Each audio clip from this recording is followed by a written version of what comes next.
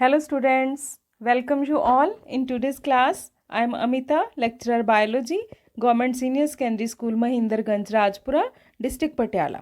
Students, आज हम chapter 11th transport in plants continue रख रहे हैं और आज के लेक्चर में जो टॉपिक हम करने लगे हैं इस चैप्टर का वो है Uptake of water by plants, कि प्लांट्स कैसे पानी को एब्जॉर्ब करते हैं, एब्जॉर्ब करके पानी जो है डिफरेंट पार्ट्स ऑफ प्लांट्स तक कैसे पहुंचाया जाता है.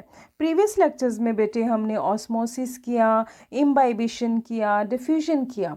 ये भी मीन्स ऑफ ट्रांसपोर्ट है, लेकिन ये तीनों जो मीन्स ऑफ ट्रांसपोर्ट हैं ये शॉर्ट डिस्टेंस ट्रांसपोर्ट के लिए बेस्ट है.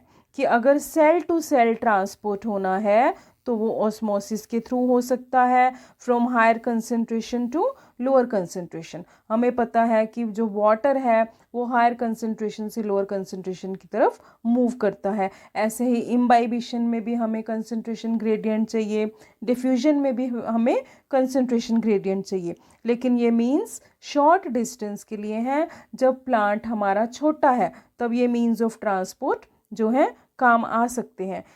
जैसे जो सेल है, सेल का साइज़ अप्रॉक्सीमेटली 50 माइक्रोमीटर है और एक सेल से दूसरे सेल में अगर पानी का ट्रांसपोर्ट होना है तो वो 2.5 सेकंड लेगा.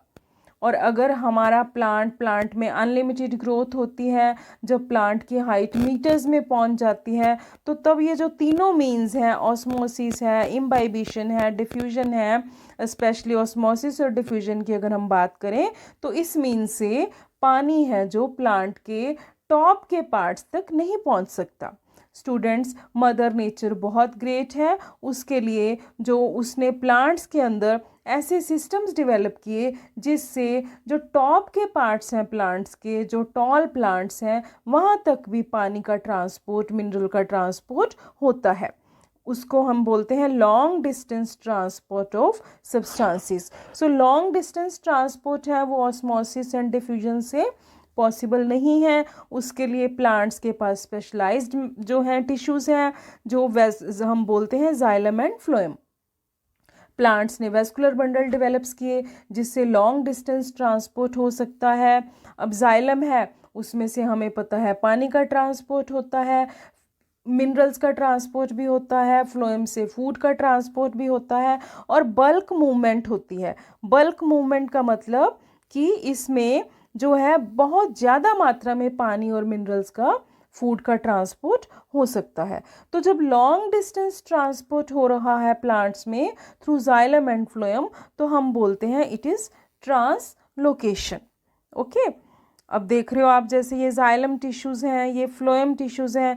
जाइलम से वाटर का ट्रांसपोर्ट होता है, यूनिडायरेक्शनल ट्रांसपोर्ट होता है. जाइलम से फ्लोएम में फूड का ट्रांसपोर्ट होता है, इट इज़ बाई डायरेक्शनल, दोनों तरफ फूड का ट्रांसपोर्ट होता है. जो लीव्स हैं, लीव्स में फूड बनता है, फूड बनता है हमारा ग्लूकोज की फॉर्म में लीफ में, और सुक्रोज की फॉर्म में ट्रांसपोर्ट होता है और स्टार्च के फॉर्म में स्टोर होता है. सो बल्क मूवमेंट है जो वाटर की एंड फूड की, उसको हम बोलते हैं translocation, that is long distance transport. अब xylem is associated with the translocation of water, ये तो सबको पता है.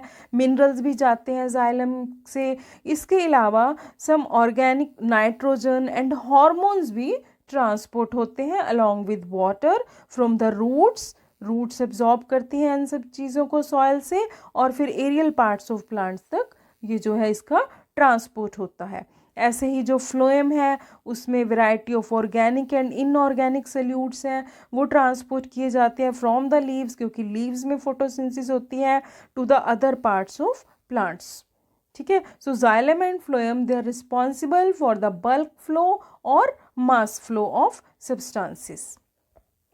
Now, in this lecture, we will mainly focus on how do the plants absorb water. कैसे प्लांट्स पानी को एब्जॉर्ब करते हैं, कैसे उसका ट्रांसलोकेशन होता है. आपने कभी नोटिस किया होगा कि जब भी हम कभी गमलों में या गार्डन में पानी देते हैं तो हम हमेशा रूट्स को पानी देते हैं.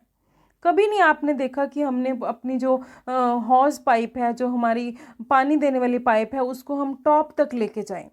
ठीक है। लीव्स को वॉश करने के लिए तो हम स्प्रे का यूज़ करते हैं, वाटर स्प्रे का, लेकिन जब हमने पानी देना है तो हम रूट्स को देते हैं। क्यों? क्योंकि रूट्स ही वाटर को एब्जॉर्ब करती हैं along with the mineral solutes. ठीक है, मिनरल्स को भी एब्जॉर्ब करती हैं और root hairs important role play करते हैं।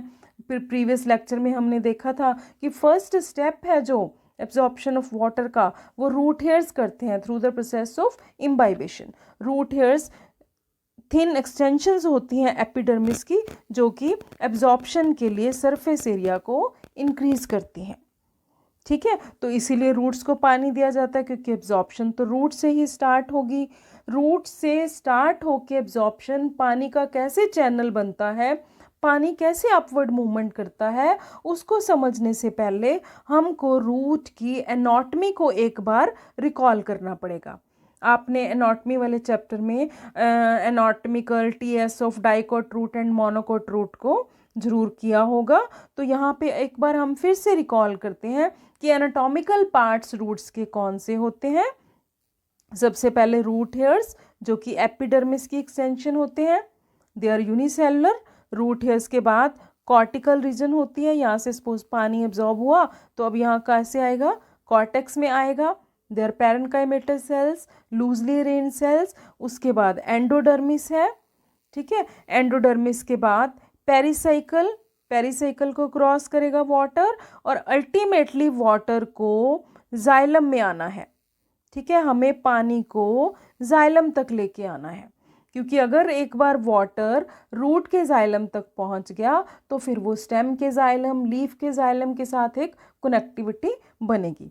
अब हम क्या करेंगे, ये जो हमने डायग्राम लिया है एनाटॉमी का, इसमें हम सिर्फ इस पोर्शन को इनलार्ज करके देखते हैं कि कैसे वाटर रूट हेयर से एब्जॉर्ब होके जाइलम ऑफ द रूट तक पहुंचता है। सो दो पाथवेज हैं, दो जो हैं इम्पॉर्टेंट वेज हैं जिससे वाटर रूट हेयर से एब्जॉर्ब होके जाइलम तक पहुंचता है। वो दो हमारे पाथवेज कौन से हैं? वन इज एपोप्लास्ट या एपोप्लास्टिक पाथवे, दूसरा है सिम्प्लास्टिक पाथवे। तो चलो हम एपोप्लास्ट पाथवे पहले देखते हैं। सो ये क्या है, हमारी एपिडर्मिस। सपोज यहाँ पे हमारे रूट हेयर्स हैं, एपिडर्मिस, कॉर्टेक्स रीजन अभी हमने देखा, कॉर्टेक्स के बाद endodermis, pericycle and then xylem region. सबसे पहले water is absorb by the root hairs. Apoplastic pathway में क्या होता है कि जो पानी है वो सेल्स की जो आउटर इंटरसेलुलर स्पेसिस हैं, ठीक है, आउटसाइड द सेल जो फ्री स्पेसिस हैं, वहाँ से वाटर की मूवमेंट होगी। अब यहाँ पे क्या है, खाली स्पेसिस हैं, इंटरसेलुलर स्पेसिस हैं, यहाँ से पानी मूव कर रहा है, फ्रीली मूव कर रहा है, कोई हिंड्रेंस नहीं है। और ये मूवमेंट है जो एपोप्लास्टिक मूवमेंट होती है वाटर की, ये फास्ट होती है। फास्ट क्यों है? क्योंकि पानी फास्ट मूव कर रहा है। फास्ट क्यों मूव कर रहा है? क्योंकि उसको कोई हिंड्रेंस नहीं मिल रही है, बाहर से मूव कर रहा है, उसको सेल के अंदर नहीं जाना है अभी। अगर सेल के अंदर जाएगा तो मूवमेंट स्लो हो जाएगी। मैं आपको एक एग्जांपल देती हूँ। जब हम कभी लॉन्ग डिस्टेंस जो है ट्रैवलिंग कर रहे होते हैं तो हमारी यही कोशिश होती है कि हम बाईपास से निकल जाएं, सिटी के अंदर ना जाएं, क्योंकि हम बाईपास से जाएंगे हमें ट्रैफिक कम मिलेगा, हमारा जो है स्पीड ज़्यादा होगी, ठीक है, फास्ट होंगे हम। तो इसी तरह से जब एपोप्लास्टिक पाथवे वाटर जो है इस पाथवे को लेता है तो वो बाहर से निकलता है, इंटरसेलुलर स्पेसिस से निकलता है और फास्ट मूवमेंट होती है, कोई हिंड्रेंस नहीं होती, पैसिव ट्रांसपोर्ट होता है, कोई एनर्जी नहीं लगानी पड़ती। ठीक है, लेकिन एंडोडर्मिस जब आती है तो इसका पाथवे थोड़ा सा चेंज हो जाता है। वो भी अभी हम देखेंगे कि एंडोडर्मिस ऐसा क्या करती है कि उसका जो फ्लो है वाटर का वो एकदम से अपनी डायरेक्शन चेंज करता है। दूसरा है हमारा सिम्प्लास्ट पाथवे। सिम्प्लास्ट पाथवे में क्या होता है कि जो वाटर है, रूट हेयर्स ने वाटर एब्जॉर्ब किया, वो सेल्स के अंदर से क्रॉस करेगा, एक सेल में आएगा, ठीक है, एपिडर्मिस, एपिडर्मिस से वो कॉर्टेक्स में आएगा। कॉर्टेक्स में कैसे आएगा? क्योंकि एक सेल दूसरे सेल से, प्लांट में क्या होता है, साइटोप्लाज्मिक कनेक्शंस होती हैं, प्रोटोप्लाज्मिक कनेक्शंस होती हैं थ्रू प्लाज्मोडेस्माटा।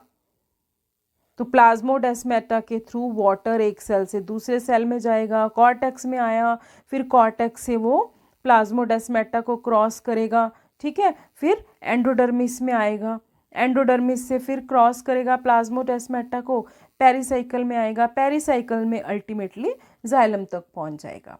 ये जो सिम्प्लास्टिक पाथवे है, इसमें पानी की जो मूवमेंट है वो स्लो हो जाती है, क्योंकि सेल के अंदर हमें पता है साइटोप्लाज्म है, ऑर्गेनेलीज भी हैं, तो पानी को हिंड्रेंस होती है, तो स्पीड स्लो हो जाती है।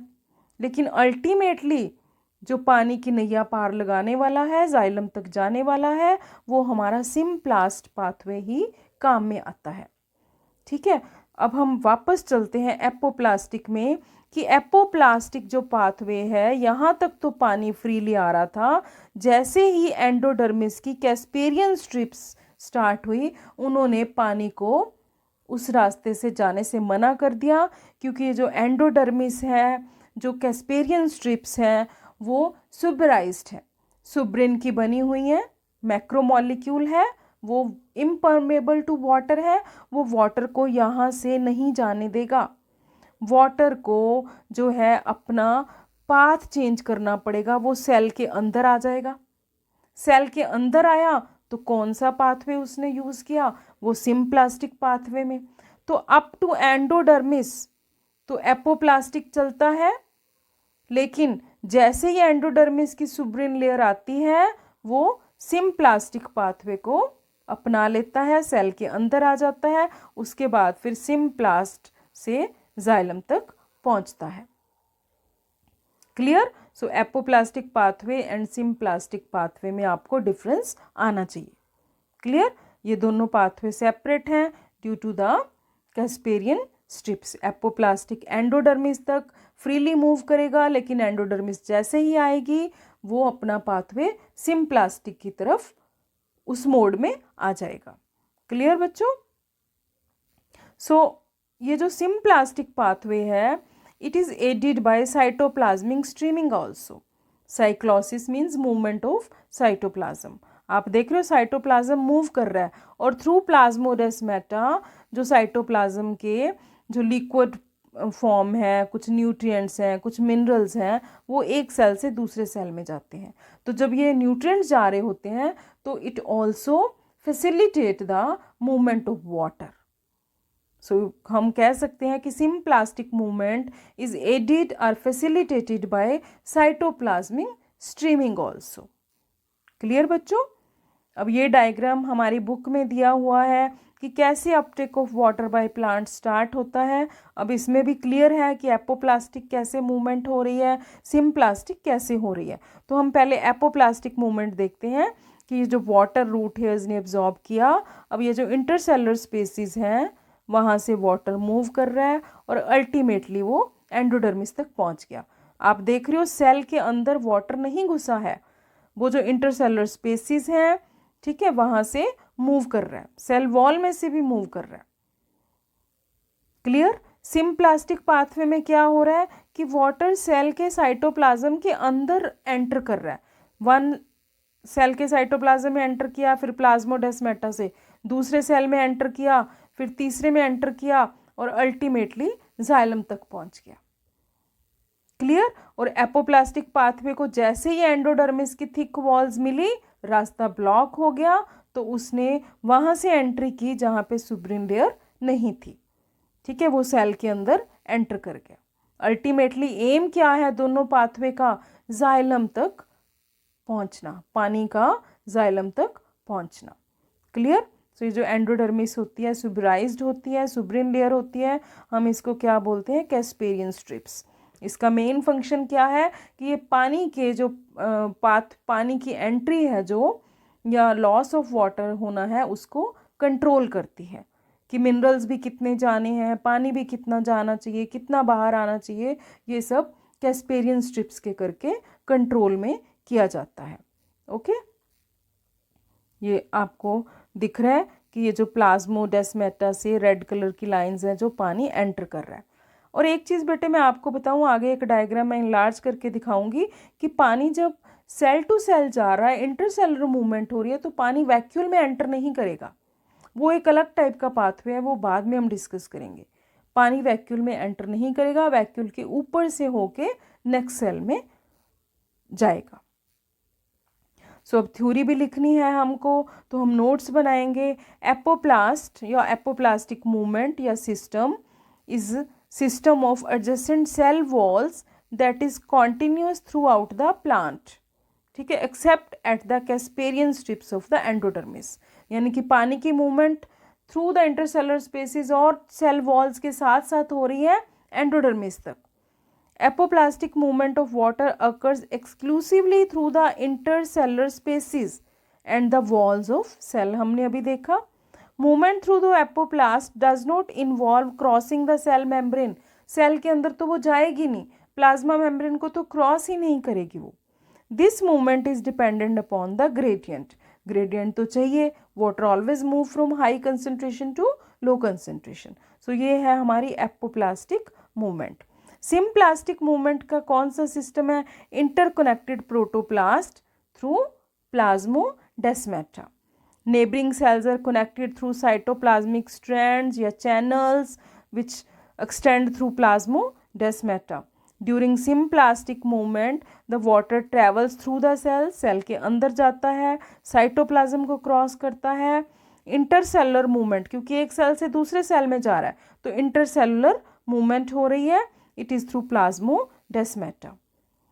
एंड अल्टीमेटली कहाँ पे जाना है, चाहे एपोप्लास्टिक है चाहे सिम्प्लास्टिक है, पाथवे वाटर को जाइलम तक लेके जाएगा। एक बार जाइलम में पानी चला गया, water is again free to move between the sales.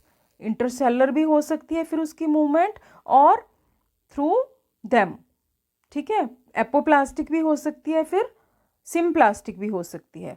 और जो सिम्प्लास्टिक मूवमेंट है वो स्लो है as compare to apoplastic movement, but ultimately पानी सिम्प्लास्टिक मूवमेंट से जाइलम तक पहुंचता है। यहाँ भी हमें ग्रेडियंट तो नेसेसरी है, ग्रेडियंट होगा तो there is no use of energy, passive transport होगा। सो बच्चों आपको क्लियर हो गया apoplastic pathway and symplastic pathway. So ये देखो एक एनलार्ज डायग्राम है, इसमें देखो एपोप्लास्टिक मूवमेंट हो रही है वाटर की, इंटरसेलुलर स्पेसिस से पानी फ्रीली जा रहा है, लेकिन जैसे ही कैस्पेरियन स्ट्रिप्स आई पानी सेल के अंदर एंटर कर गया, ठीक है, क्योंकि कैस्पेरियन सुबराइज्ड है, casparian strips impermeable to water है, तो वाटर को सिम्प्लास्टिक पाथवे अपनाना पड़ेगा। यहाँ पे आप देख रहे हो सिम्प्लास्टिक है, पानी सेल्स के अंदर एंटर किया, प्लाज्मोडेस्माटा से जा रहा है, वैक्यूल के अंदर नहीं जा रहा, और एक सेल से दूसरे सेल में थ्रू प्लाज्मोडेस्माटा मूवमेंट हो रही है वाटर की। This is symplastic movement which is slow movement of water as compare to apoplastic movement which is fast movement. इसके अलावा प्लांट्स के पास कुछ एडिशनल स्ट्रक्चर्स भी होते हैं जो कि वाटर अपटेक को फास्ट करते हैं। वो एडिशनल स्ट्रक्चर्स कौन से हैं जो पानी को भी मिनरल्स को भी फास्ट करते हैं एब्जॉर्प्शन को? वो होते हैं माइकोराइजा। आपने माइकोराइजा के बारे में पहले भी किया हुआ है। It is a symbiotic association between fungus with the root systems of higher plants. अब फंगस क्या देगी प्लांट को? मिनरल्स देगी, वाटर एब्जॉर्प्शन में हेल्प करेगी, तो वाटर का अपटेक हो गया ना, मिनरल का अपटेक भी हो गया, ठीक है। और इन टर्न रूट्स जो है वो क्या देंगी फंगस को? शुगर देंगी, उसको फूड देंगी, ठीक है, and nitrogen containing compounds to the mycorrhiza. Pinus की एग्जांपल बेटे बहुत इंपॉर्टेंट है। पाइनस के जो सीड्स हैं वो माइकोराइजा के बिना जर्मिनेट नहीं कर सकते, ठीक है। Pinus seeds can not germinate and establish without the presence of mycorrhiza. Mycorrhiza इतना इंपॉर्टेंट है पाइनस सीड्स की जर्मिनेशन के लिए। So these are the additional structures which help in uptake of water and minerals. Okay, अब हमने पानी को, minerals को, हार्मोन्स को, न्यूट्रिएंट्स को, सबको हमने जाइलम ऑफ रूट तक अल्टीमेटली लेके आए एपोप्लास्टिक पाथवे से, सिम्प्लास्टिक पाथवे से। अब हमारा एम क्या है कि जो जाइलम में पानी आ चुका है उसको हम कहाँ तक लेके जाएं? जाइलम ऑफ लीफ तक लेके जाएं, क्योंकि वहाँ पे ही तो फोटोसिंथेसिस होनी है, पानी की आवश्यकता है फोटोसिंथेसिस के लिए। ये जो हमने बोला कि water along with minerals, along with nitrogen compounds, along with hormones, ये जो मूवमेंट हो रही है इसको हम बोलते हैं असेंट ऑफ सैप। एक्चुअल में खाली पानी नहीं जा रहा है, रूट्स के थ्रू असेंट ऑफ सैप जा रहा है।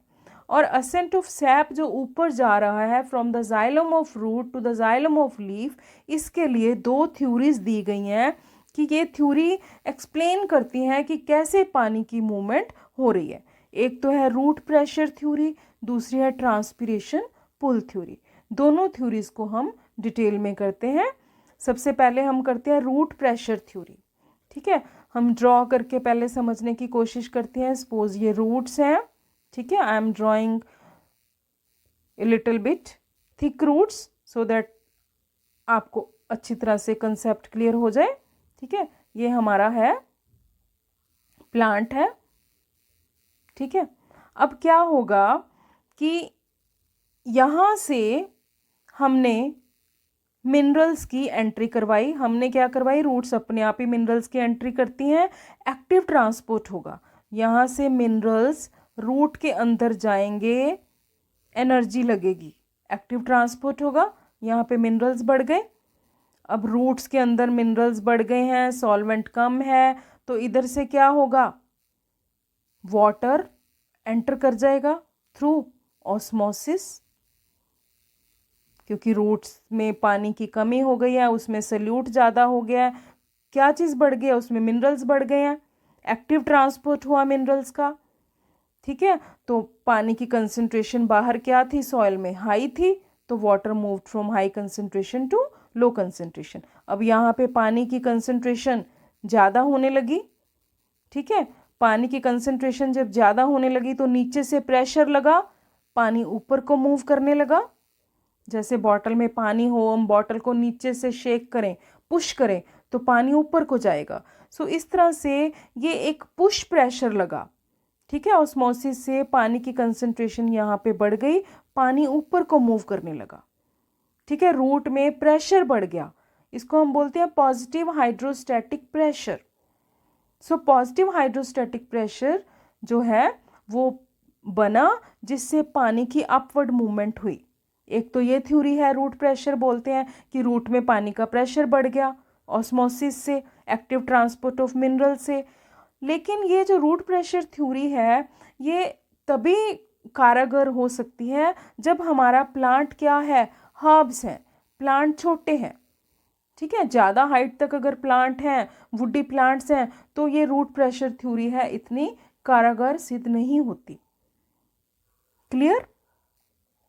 सो ये पॉजिटिव हाइड्रोस्टैटिक प्रेशर है। इस तरह से भी हम डायग्राम से समझ सकते हैं कि यहाँ से पानी, देखो पानी अंदर एंटर करा।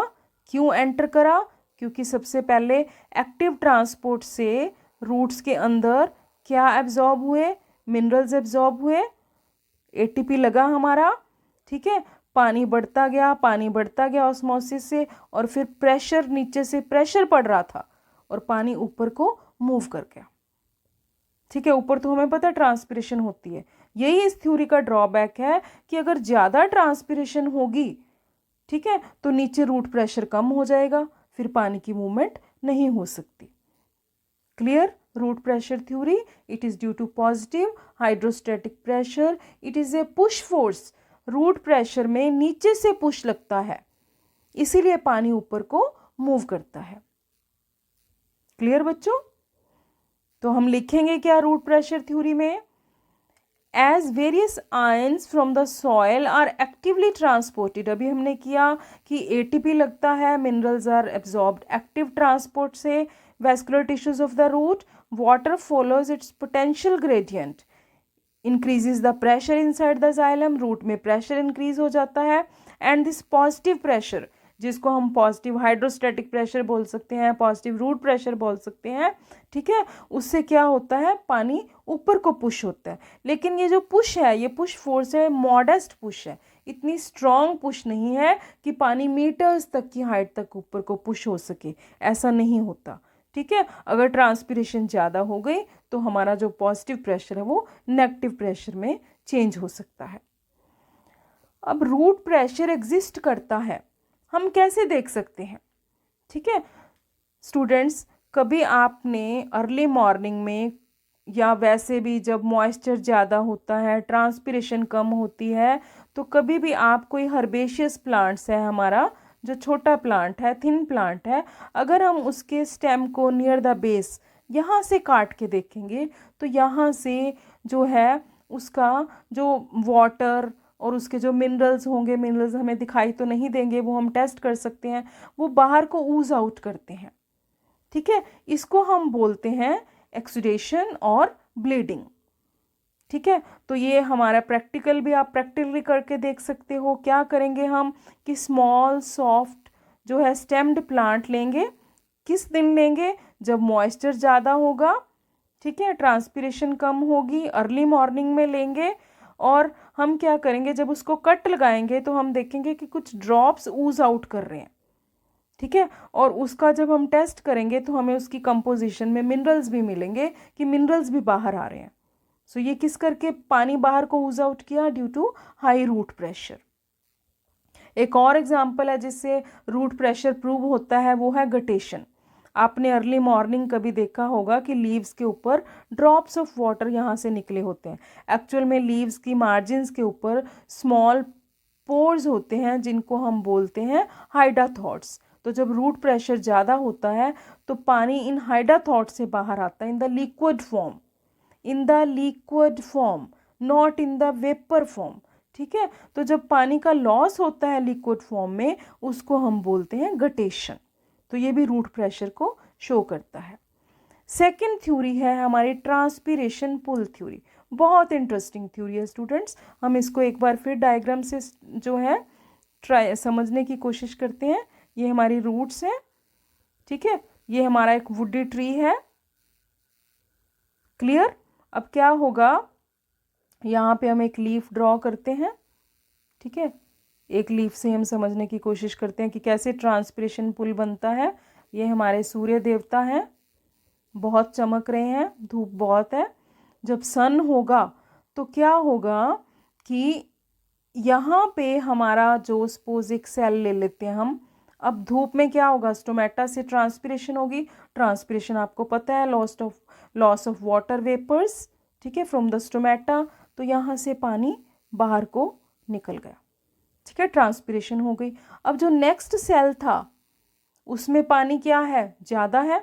ठीक है, तो हमें पता है कि water will move from high concentration to low concentration, इसका पानी इधर चला जाएगा। दूसरा आप डीपीडी से भी समझ सकते हो। जब पानी का लॉस होता है तो आप बताइए, मैंने पिछले लेक्चर में आपको बताया था डीपीडी क्या होगी, इंक्रीज होगी। ठीक है, इसकी डीपीडी क्या है, कम है, तो वाटर विल मूव फ्रॉम कम डीपीडी टू हाई डीपीडी। ठीक है, या आप ऑस्मोसिस से इसको समझ सकते हैं। अब ये जो नेक्स्ट सेल है इसका पानी ज़्यादा था, ये इस सेल में मूव कर गया। अब इस सेल की टर्न आ गई, इसका पानी इधर को मूव कर गया। ठीक है, high concentration to low concentration. So इस तरह से जो है पानी का एक ब्रिज बन जाता है, एक पुल बन जाता है, पानी ऊपर को पुल हो रहा है। सो ट्रांसपिरेशन पुल, इसीलिए बोला कि ट्रांसपिरेशन से एक पुल बन गया, एक पुल फोर्स लगी कि पानी जो है वो ऊपर को पुल हो रहा है। सक्शन, जैसे स्ट्रॉ से आप कोल्ड ड्रिंक पीते हो, सक करते हो। ठीक है, तो ये नेगेटिव हाइड्रोस्टैटिक प्रेशर की वजह से हो रहा है। Clear students? अब आपको पता चला कि ट्रांसपिरेशन पुल क्यों बोलते हैं, क्योंकि ट्रांसपिरेशन हुई उसकी वजह से एक पुल बना, एक सक्शन फोर्स क्रिएट हुई। ठीक है, जिससे वाटर का अपटेक होने लगा, पानी ऊपर को मूव करने लगा। Clear? So negative hydrostatic pressure है। ठीक है, आप देख सकते हो कि पानी ट्रांसपिरेशन हुई और पानी कैसे ऊपर को मूव करने लगा। ठीक है, क्योंकि जैसे जैसे पानी का लॉस होगा डीपीडी इंक्रीज होगी उस सेल की। ठीक है, उसमें कंसंट्रेशन ऑफ वाटर डिक्रीज होगी, तो water will move from high concentration to low concentration, एक पुल बनेगा, एक सक्शन फोर्स बनेगी। और ये जो ट्रांसपिरेशन पुल थ्योरी है, ये जॉली एंड डिक्सन दो साइंटिस्ट थे जिन्होंने ये थ्योरी दी। क्लियर? अब इस थ्योरी में दो तीन और फोर्सेस हैं जो हेल्प करती हैं पानी को पुल करने के लिए। ठीक है, पानी जो है कैसे ऊपर को खींचता है प्लांट। एक तो एडहेशन फोर्स काम करती है, कोहेजन फोर्स काम करती है, और पानी की सरफेस टेंशन है वो भी हेल्प करती है। अब एडहेजन कोहेजन फोर्सेस जो है, हम इसीलिए इस थ्योरी को बोलते हैं cohesion tension transpiration pull model of water transport. ठीक है, तो इस डायग्राम से हम समझते हैं। अब एडहेजन क्या होती है? एडहेजन होती है attraction between to different molecules. ठीक है, अब यहाँ पे जो वाटर है वो जाइलम के साथ, जाइलम की वॉल्स के साथ एडहेयर कर गया, दो डिफरेंट मॉलिक्यूल्स में एडहेयर हो गई। ठीक है, तो इसकी वजह से जो वाटर का कॉलम है वो जो है स्ट्रॉन्ग होगा, पानी ऊपर को मूव करेगा। दूसरी है हमारी कोहेजन फोर्स। कोहेजन फोर्स या कोहेसिव फोर्सेस क्या होती हैं? Attraction between two similar molecules. जो पानी है उनमें आपस में अट्रैक्शन है due to hydrogen bonding, cohesive forces हैं, तो ये भी क्या है? पुल को स्ट्रॉन्ग करेंगी। इसके अलावा सरफेस टेंशन, सरफेस टेंशन में क्या है? जो पानी एक कॉलम में राइज करता है। ठीक है, क्लियर? सो ये तीनों फोर्सेस हैं जो ट्रांसपिरेशन पुल के लिए जो है इम्पॉर्टेंट है। ठीक है, for the Uptake of water. आप देख रहे हो पानी कैसे ऊपर को मूव कर रहा है, due to adhesive forces, due to cohesive forces and due to surface tension of water. Clear? So cohesion, mutual attraction between water molecules, same water molecules, adhesion, attraction of water molecule to the surface of tertiary elements यानी कि xylem, surface tension, water molecules are attracted to each other in the liquid phase। liquid phase में जो है अपने आप को stable रखने की कोशिश करता है कोई भी लिक्विड, उसको हम बोलते हैं surface tension। क्लियर है? तो surface tension की वजह से ही वाटर एक ऊपर को राइज करता है। और इन तीनों properties adhesion, cohesion and surface tension, पानी को एक हाई टेंसाइल स्ट्रेंथ मिलती है, पानी को ऊपर की तरफ पुल किया जाता है विदाउट ब्रेकिंग द कॉलम।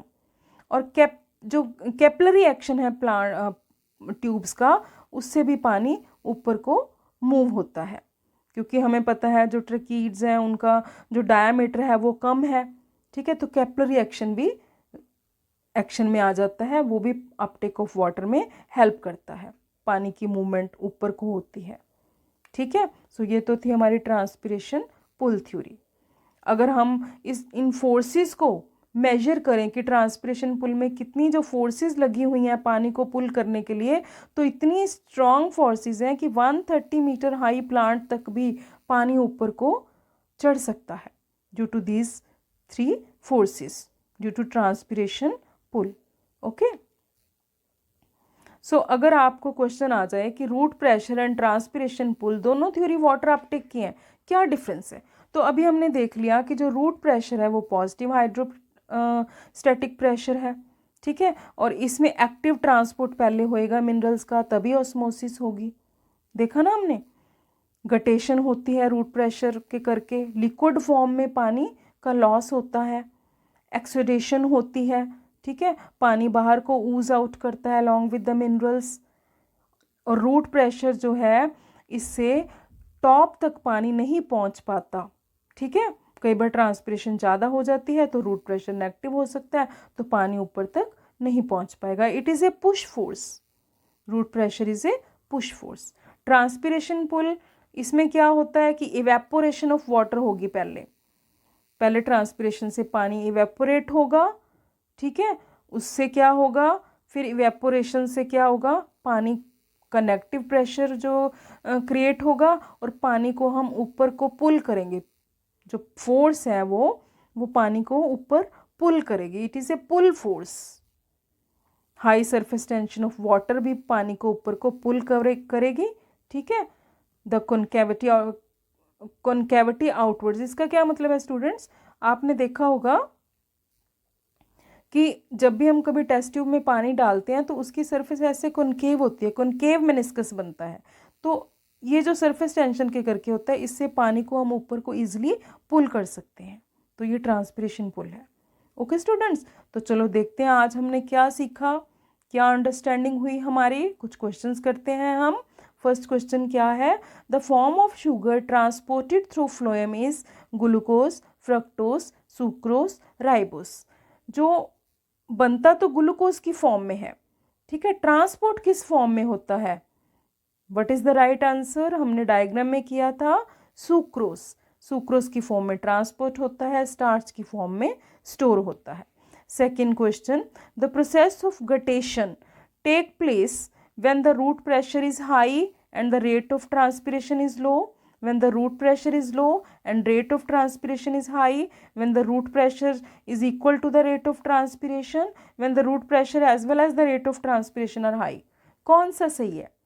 जब ट्रांसपिरेशन कम होगी, रूट प्रेशर ज़्यादा होगा, तभी गटेशन होगी। A is right answer.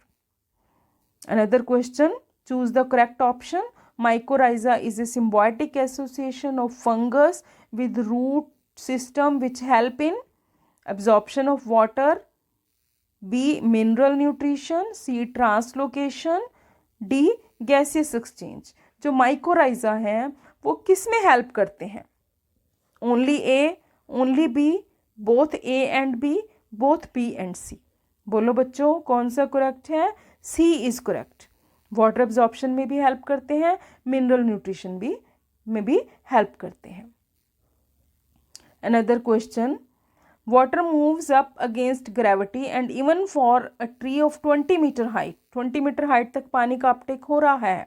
The tip receives water within 2 hours, 2 घंटे में पानी टिप तक पहुंचता है। The most important physiological phenomena which is responsible for the upward movement of water is. कौन सा वो फिनोमिना है जो इतनी हाइट तक पानी को ऊपर लेके जा सकता है? Transpiration pull. रूट प्रेशर इतनी हाइट तक पानी को नहीं सेंड कर सकता। सो कौन सा आंसर है बच्चों? Transpiration pull. Okay students, so this is all about today's lecture. We will meet in the next lecture. Till then, study well, learn well, and have a nice day. Thank you.